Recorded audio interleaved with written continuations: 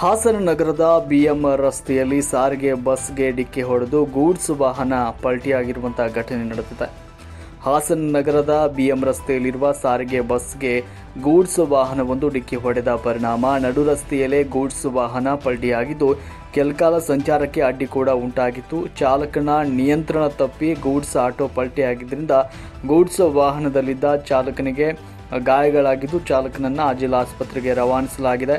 ಸಂಚಾರಿ ಪೊಲೀಸ್ ಠಾಣೆಯಲ್ಲಿ ಪ್ರಕರಣ ದಾಖಲಾಗಿದ್ದು ಸ್ಥಳಕ್ಕೆ ಪೊಲೀಸರು ಭೇಟಿ ನೀಡಿ ಪರಿಶೀಲನೆ ನಡೆಸಿದ್ದಾರೆ.